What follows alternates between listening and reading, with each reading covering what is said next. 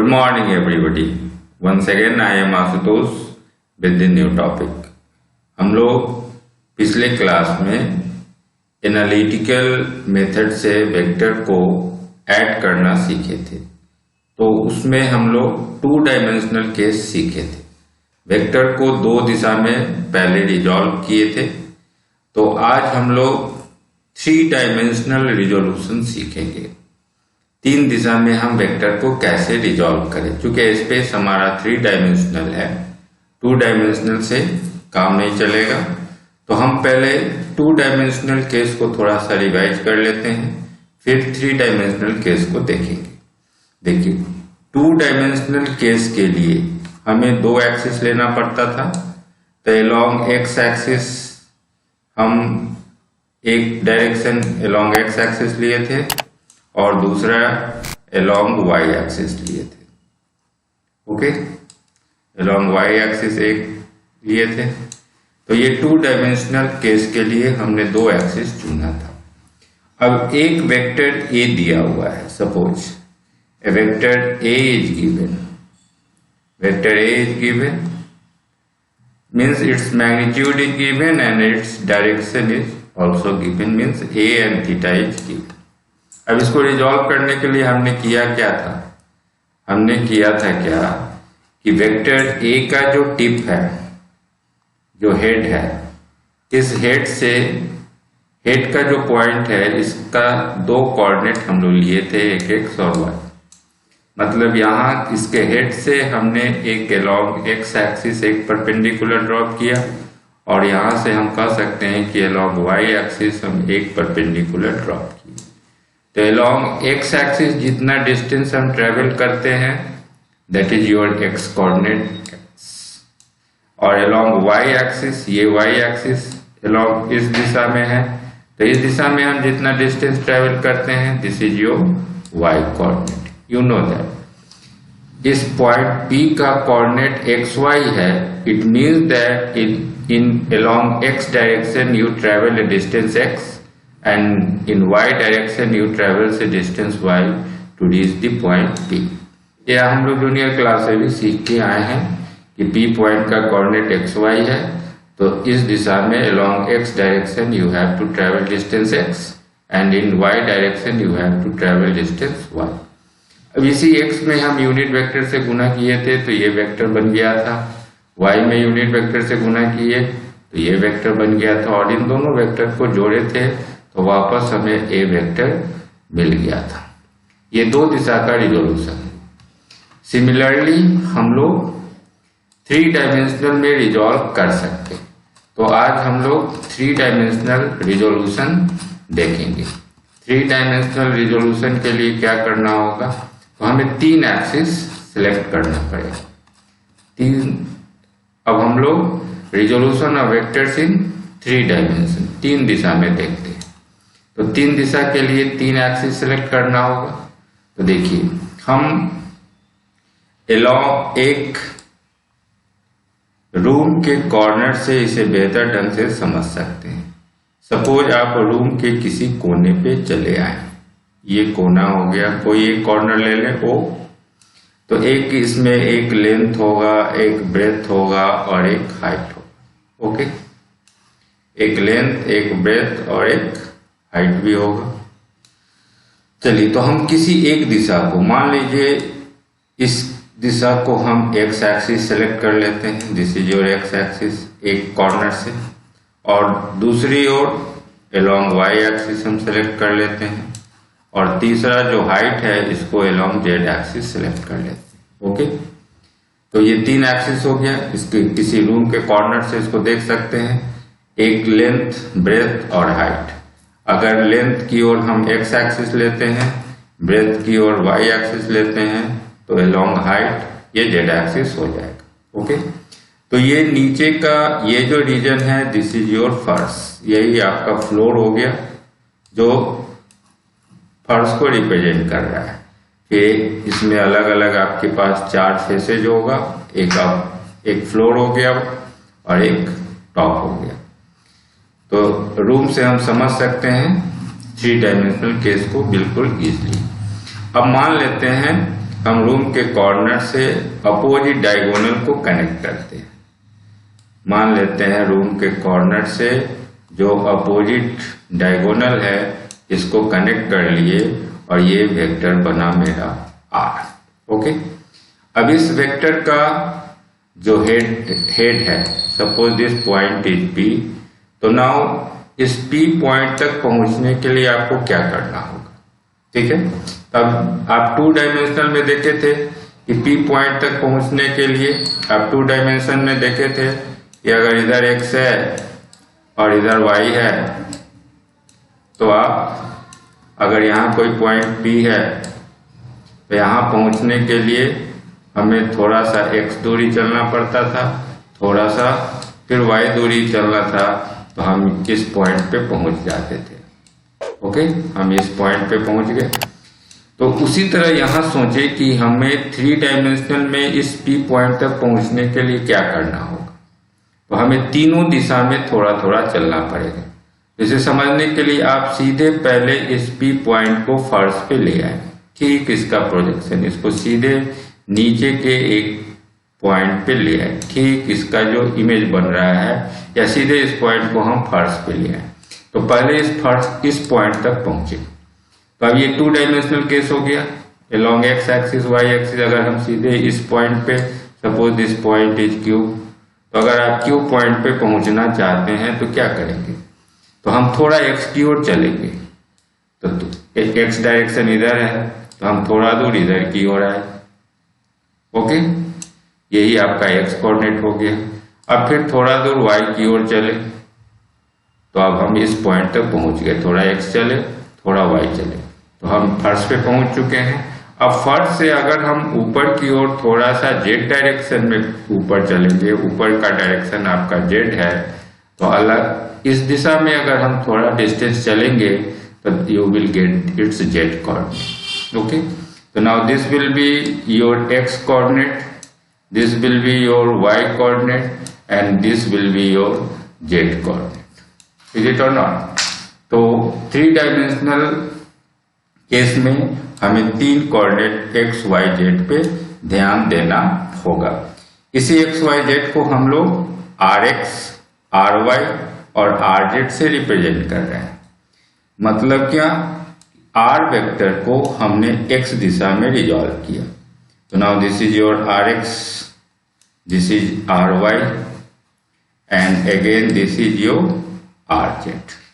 अब आप इस पॉइंट तक पहुंच चुके हैं। अब देखिए, अब सब में हम यूनिट वेक्टर से गुणा करें। तो x दिशा का यूनिट वेक्टर है i, तो हम i से गुणा कर दिए, तो ये rxi हो गया और ये हमें एक वेक्टर मिल गया। ओके, ry में अगर हम j से गुणा करें तो ये वेक्टर हमें मिल गया ryj, और इन दोनों को अगर हम जोड़ेंगे तो हमें एक रिजल्टेंट वेक्टर मिलेगा rxi प्लस ryj। ये वेक्टर हमको फर्श पे मिल गया। ओके, अब इस वेक्टर में अगर हम rz k को जोड़ दें, दिस rz k, तो क्या होगा? इस दोनों को अगर हम ऐड करेंगे तो ये फर्श का है और ये हाइट का डिस्टेंस है, इन दोनों को ऐड करेंगे तो you will get the original vector r। Is it or not? It means that r vector can be written as the sum of rxi, ryj and rzk। इन तीनों के रिजल्टेंट के रूप में हम इसको रिप्रेजेंट कर सकते हैं, या इसको simply xi plus yj plus zk भी लिखे। क्योंकि इस पॉइंट का कोऑर्डिनेट xyz है, तो हम इसे xi plus yj plus zk भी लिख सकते हैं। ये rxi या xi दोनों एक ही बात है। यहाँ ज्यादा क्लियर है कि r वेक्टर को हमने x दिशा में रिजॉल्व किया है, r वेक्टर को हमने y दिशा में रिजॉल्व किया है, और यहाँ r वेक्टर को हमने z दिशा में रिजॉल्व किया है। या यूं कहें कि r वेक्टर का जो हेड है वहां तक पहुंचने के लिए हमें 3 दूरी x, y और z ये ट्रेवल करना पड़ता है, तो ये इसके हेड का 3 कोऑर्डिनेट है। Okay, Now you understand that resolving vector in 3-dimensional is also very much easy. Only you have to add the z component. Okay, 2 dimension में हम 2 कोऑर्डिनेट यूज कर रहे थे. अगर 3 डायमेंशनल केस आ जाए तो हमें कुछ नया सिर्फ इतना ही करना है कि उसमें एक z कोऑर्डिनेट और उस z वेक्टर का z डायरेक्शन में जो यूनिट वेक्टर है उन दोनों को गुना करके ऐड कर लेना है. ओके, अब इस r वेक्टर का मैग्नीट्यूड कितना होगा? तो आप देखिए नीचे का ये जो दोनों वेक्टर है, नीचे इन दोनों वेक्टर को हमने जोड़ा तो ये डिस्टेंस कितना आएगा? ये डिस्टेंस √r(x² + r(y²) होगा पाइथागोरस थ्योरम से, क्योंकि इन दोनों के बीच का एंगल 90 डिग्री बन रहा है यहाँ. ओके, और ये वेक्टर और rz वेक्टर इन दोनों के बीच अगेन 90 डिग्री का यहाँ एंगल बन रहा है. तो हम अगर r वेक्टर निकालें तो इन दोनों का स्क्वायर करके जोड़ेंगे तो r will be equal to simply √r(x² + r(y²) + rz². Okay, तो now you have resolve the vector in 3 dimension. अब यहाँ एंगल की बात करेंगे. देखिए हम 2 डायमेंशनल केस में क्या करते हैं. 2 डायमेंशनल केस में अगर कोई वेक्टर दिया रहता है, मान लीजिए ये मेरा x है और ये डायरेक्शन y है, and if the vector a is given, suppose this vector is given a. Okay, this vector is given a.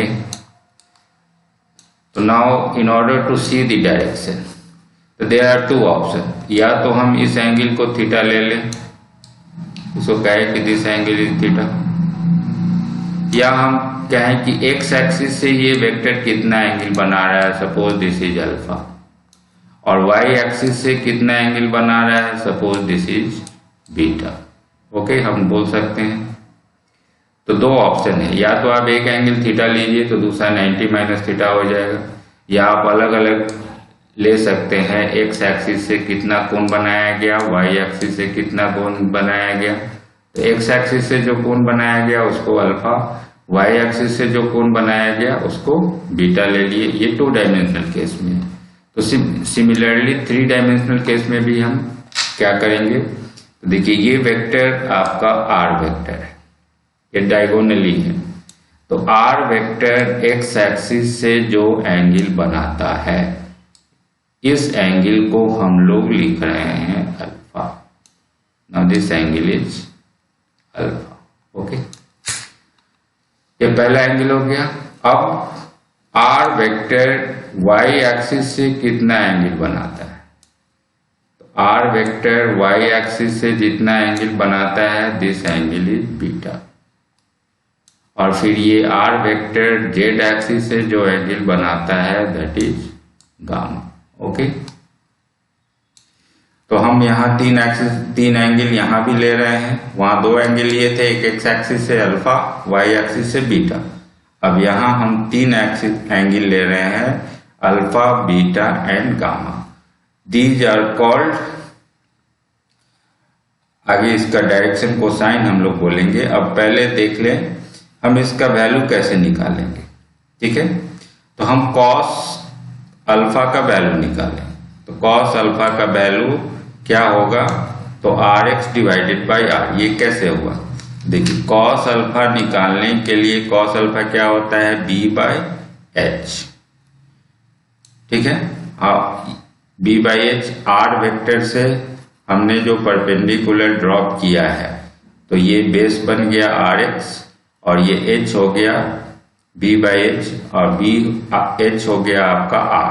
तो rx डिवाइडेड बाई r करेंगे तो हमें कॉस अल्फा मिलेगा. फिर ry डिवाइडेड बाई r करेंगे तो cos beta मिलेगा, and ry divided by r करेंगे तो हमें कॉस गामा मिल जाएगा. तो rx will be equal to what, तो rx divided by r. Cos beta is what, तो ry divided by r, and cos gamma is equal to rz divided by r. Now it is called direction cosine. जो एंगल बनाया जा रहा था axis से, x axis से जो एंगल बनाया जा रहा था वो अल्फा था, और उस अल्फा का आप कॉस निकाल रहे हैं, इससे एंगल पता चल रहा है, डायरेक्शन पता चल रहा है, that's why it is called direction cosine. और इसे हम एल लेटर से रिप्रेजेंट करते हैं, L, M and N. Okay, तो cos alpha is R X by R, cos beta is R Y by R and cos gamma is R Z by R. अब यहाँ are का value हम डाल सकते हैं, आर का वैल्यू हमको ऑलरेडी पता है, root under R X square plus R Y square plus R Z square. तो नाउ एल का वैल्यू आ गया R X divided by root under R X square plus R Y square plus R Z square, ये L का value हो गया। M में R Y divided by R X square plus R Y square plus R Z square, और N में R Z divided by root under R X square plus R Y square plus R Z square. These three are direction cosines. Okay, अब हम इसको cross गुना करके भी लिख सकते हैं, आर एक्स इज वाट तो R cos alpha, R Y is what तो R cos beta and R Z is what R cos gamma. R X is equal to R cos alpha, R Y is equal to R cos beta and R Z is equal to R cos gamma. Element are called direction cosine. Okay, तो यहां तक समझ चुके हैं। अब हम लोग इन तीनों को स्क्वायर करके देखें क्या आता है result. L square plus M square plus N square, तीनों डायरेक्शन कोसाइन का स्क्वायर करें, L square M square and N square. तो एल स्क्वायर करेंगे तो एल का वैल्यू था R X by root under, तो स्क्वायर करेंगे तो R X square divided by R X square plus R Y square plus R Z square. फिर M का स्क्वायर तो R Y square by R X square plus R Y square plus R Z square, और N का value R Y R Z square plus by R X square plus R Y square plus R Z square. अब तीनों को add करेंगे तो ये आपका 1 के इक्वल हो जाएगा। तो आपको एक इम्पोर्टेंट रिजल्ट मिल रहा है, L square plus M square plus N square that is equal to 1. It means what? The square of the sum of the square of the direction cosines of a vector is equal to unity. जो भी direction cosine है L M N, इनका square कर दें और square करके अगर हम ऐड कर दें तो हमें रिजल्ट 1 के इक्वल आएगा। ओके, चलिए अब इसके एक एग्जाम्पल से भी समझते हैं। मान लेते हैं एक वेक्टर दिया है a is equal to 2i plus 3j plus 4k।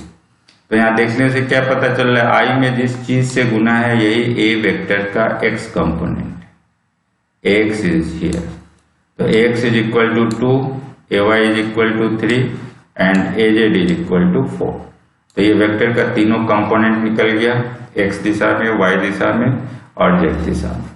तो हम a वेक्टर का मैग्नीट्यूड निकाल सकते हैं, a इज वाट तो root under X square plus A Y square plus A Z square, इनको ऐड करेंगे तो सॉल्व करेंगे तो 2 का स्क्वायर 3 का स्क्वायर 4 का स्क्वायर जोड़ेंगे तो आ गया रूट अंडर 29। ओके, तो मॉड ऑफ ए आ गया। अब हम डायरेक्शन कोसाइन निकाल सकते हैं। तो डायरेक्शन कोसाइन एल का वैल्यू, इसे हम कॉस अल्फा लेते हैं, एक्स एक्सिस से जितना एंगल बनाया जाए उसका cos. Now it is A X divided by A and A X is equal to it is 2 and A is root 29, तो इट इज 2 बाई रूट 29। फिर एम निकालेंगे, ये कॉस बीटा होगा, कॉस बीटा हो जाएगा ए वाई बाई ए और ए Y का value है 3 बाई रूट 29। एन का वैल्यू निकालेंगे तो ये cos gamma A Z by A और ए जेड बाई ए का वैल्यू हो जाएगा 4 डिवाइडेड बाई रूट 29, चूंकि ए का वैल्यू यहाँ 4 है। ओके, तो वेक्टर को हम लोग 3 डायमेंशनल रिजोल्यूशन यहाँ सीखे हैं कि वेक्टर को 3 दिशा में भी हम कैसे रिजॉल्व कर सकते हैं। करना है कि ए पॉइंट जो वेक्टर का हेड है उस वेक्टर के हेड तक पहुंचने के लिए हमें 3 कोऑर्डिनेट की जरूरत पड़ेगी। वही 3 कोऑर्डिनेट, उनका 3 कंपोनेंट होगा। हमें उन कंपोनेंट में i j k से गुना करके 3 वेक्टर में ब्रेक कर लेना है और इन तीनों को ऐड करेंगे तो वापस हमें वो ओरिजिनल वेक्टर मिल जाएगा। ओके, तो उम्मीद है आपको 3 डायमेंशनल रिजोल्यूशन समझ में आ गया होगा। अब अगले क्लास में हम लोग फिर आगे नया प्रोसेस सब्ट्रैक्शन और आगे मल्टीप्लिकेशन ये सब सीखेंगे। Okay, thank you very much.